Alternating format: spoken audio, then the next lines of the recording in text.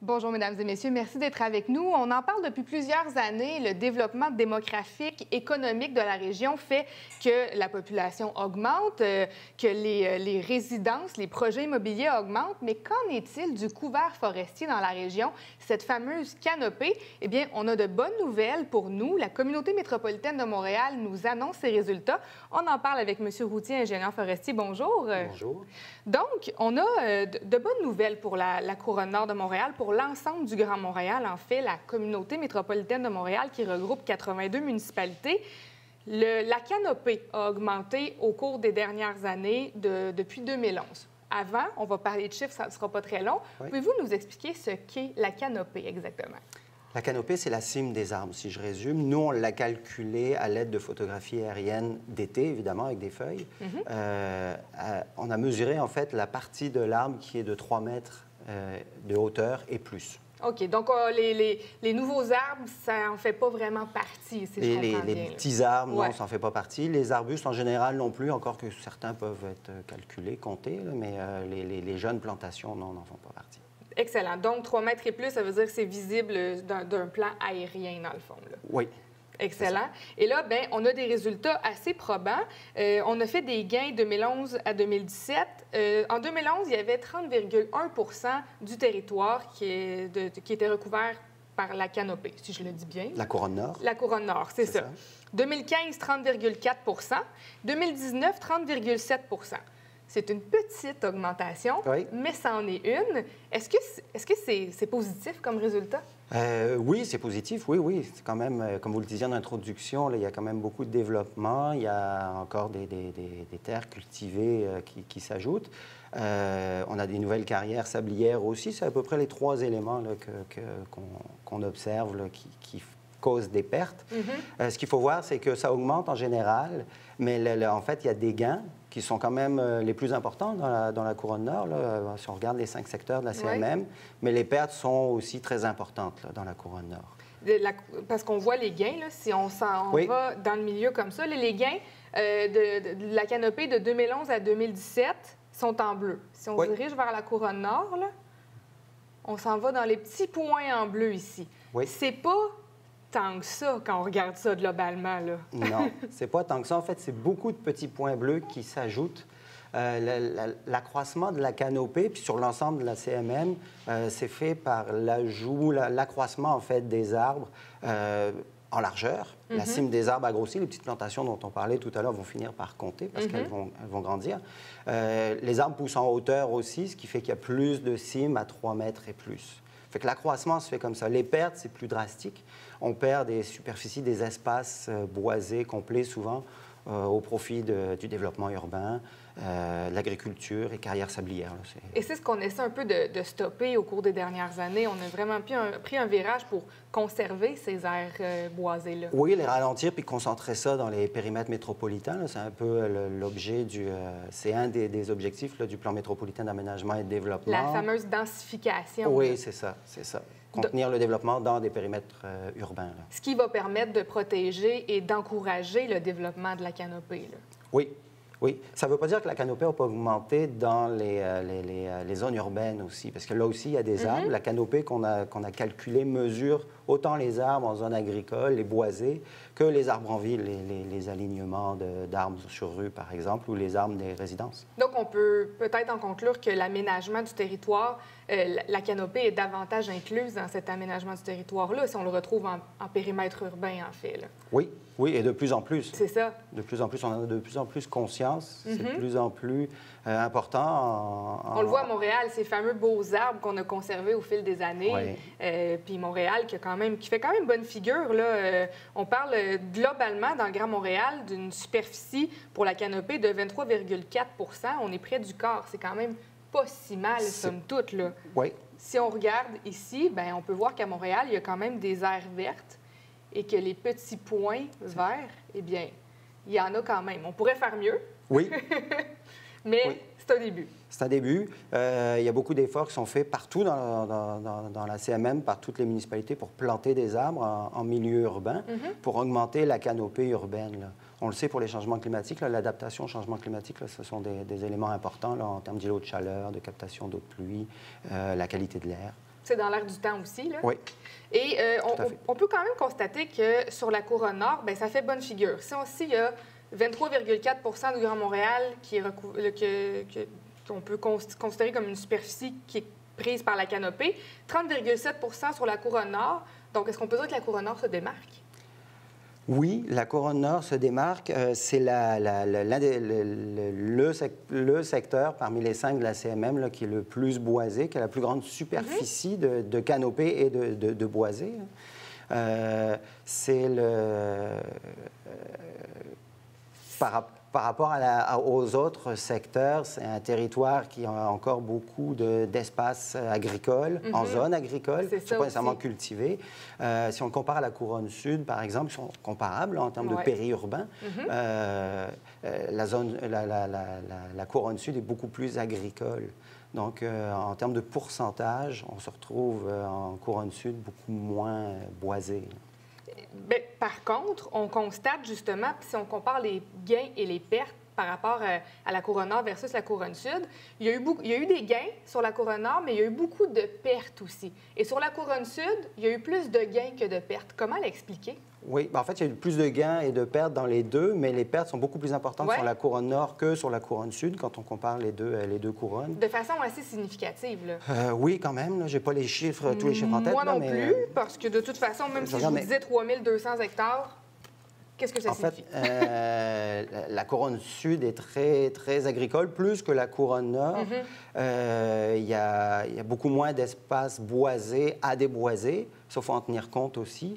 Et puis, comment je vous dirais, les pertes, finalement, se retrouvent inférieures.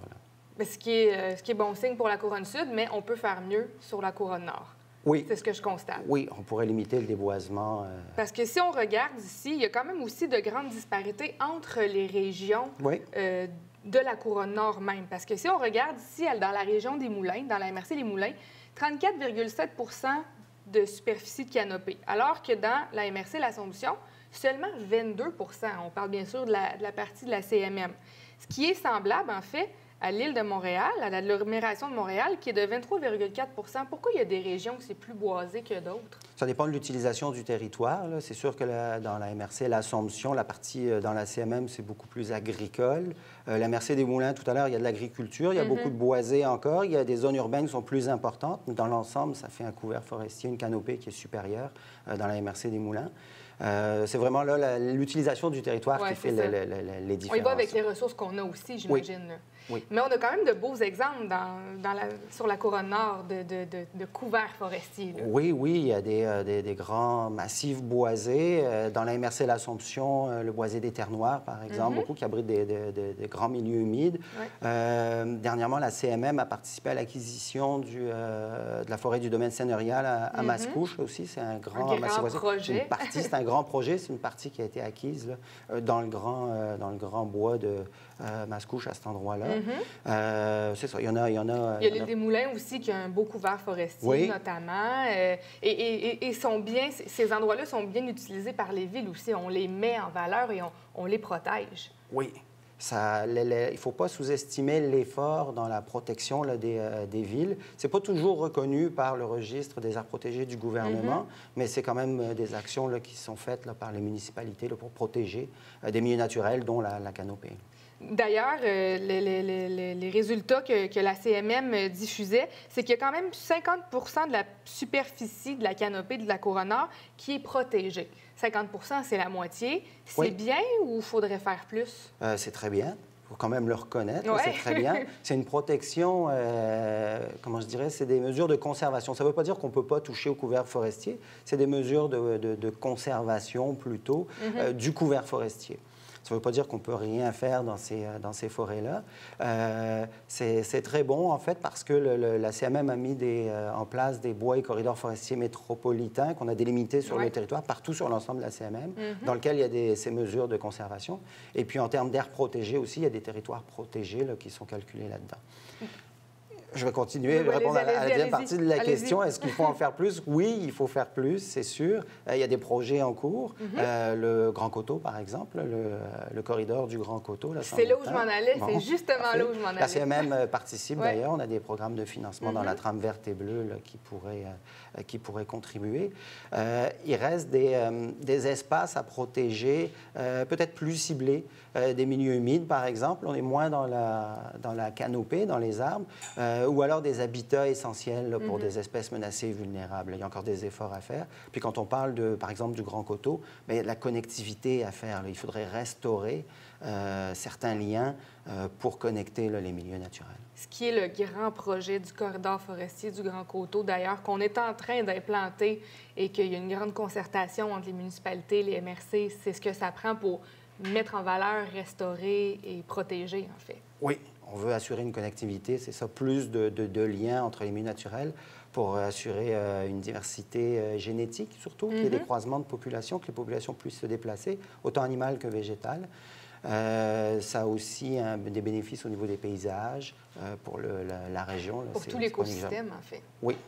Et si on place Montréal sur l'échiquier nord-américain, même mondial, vous avez constaté que Montréal, le Grand Montréal, là, a à peu près moitié-moitié, c'est-à-dire moitié couvert forestier, moitié terre agricole. Certaines villes nord-américaines, je pense à Boston par exemple, c'est presque entièrement de la canopée versus des territoires agricoles, alors que d'autres, c'est le contraire.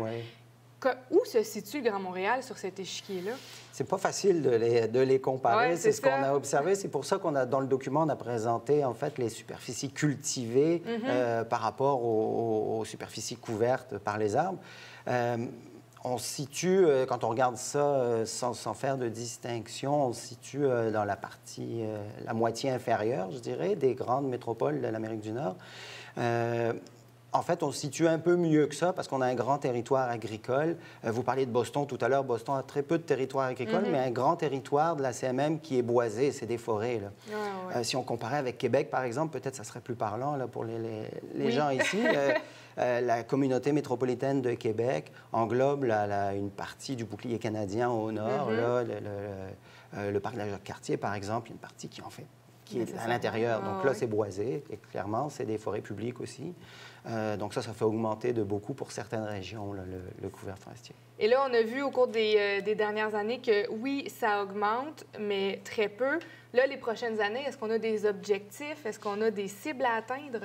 Alors, la CMM a des objectifs. On en a un qui concerne le couvert forestier, plutôt les grands ensembles, les grands massifs forestiers. Même si on a regardé la canopée dans son ensemble, là, on a un objectif plus ciblé sur le couvert forestier. On veut l'augmenter à 30 OK. Donc, on n'est pas à 30 là. On est à 30 sur la couronne nord, mais pas dans le Grand Montréal. Non, pas dans le Grand Montréal. Je parle de couvert forestier. J'ai une petite distinction par vrai. rapport à la canopée. Là, c'est inférieur. Là, un petit peu, on n'est pas tout à fait à 30 C'est technique. Oui, c'est ça. C'est très technique.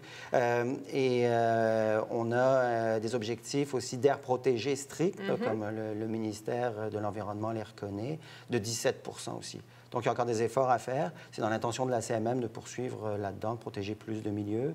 Revoir les bois et corridors forestiers. On a plus d'informations sur nos milieux forestiers. Il y en a qui mériteraient peut-être, selon les critères utilisés, de se qualifier comme bois et corridors forestiers pour avoir des mesures de protection du couvert forestier à l'intérieur. Puis, on supporte les projets locaux, là, comme le Grand Coteau. Là. Dernière petite question. On parle beaucoup d'Agril-Dufresne dans les municipalités ces derniers temps. Et là, on fait beaucoup de coupes d'arbres, d'agril, de frênes, pardon. Est-ce que ça va avoir un impact sur la canopée dans les prochaines années? C'est difficile à estimer. Je pense que oui, ça va avoir un impact, et de plus en plus, parce qu'en fait, on est qu'au début de l'infestation, en fait, des abattages. On n'est pas au début de l'infestation, mais on est au début des abattages. Je pense que oui, ça va avoir un impact. Je ne pense pas que ça soit très grand comme impact. Il faut savoir que les frênes dans les milieux boisés sont rarement tout seuls. Donc, la disparition des frênes dans les forêts ne va pas paraître. Ça va rester du couvert forestier. Il y a certains milieux de bandes riveraines, par exemple, ou des milieux humides, par exemple, des marécages boisés, où on peut retrouver plus de frênes, mais ça va être mineur. En ville, le frêne va disparaître, mais la canopée urbaine qu'on retrouve en ville, ce n'est pas la majorité de la canopée totale qu'on retrouve. C'est à peu près 20 Et j'ose une dernière question. Si on coupe des arbres, est-ce qu'on va sauver? Est-ce qu'on va diminuer les gaz à effet de serre? Faut pas sous-estimer la plantation qui est faite. On en parlait tout à l'heure, mais avec l'Agril du Frêne, les municipalités en font beaucoup plus des plantations. Donc, temporairement, oui, on coupe des arbres matures dans bien des cas là, pour les frênes, qu'on va remplacer par des petits arbres, mais eux vont capter du carbone là, dans leur croissance. Là. Fait qu'à long terme, on va retrouver. C'est ça, c'est du long terme, il faut le voir. Oui, oui, c'est du long terme. Excellent. Bien, merci pour ces explications. C'est très intéressant. Et si jamais ça vous intéresse, eh bien, il y a le site web, justement, de la CMM où vous pouvez aller comparer et voir à quoi ça ressemble, en fait, chez vous. Merci beaucoup d'avoir été parmi nous.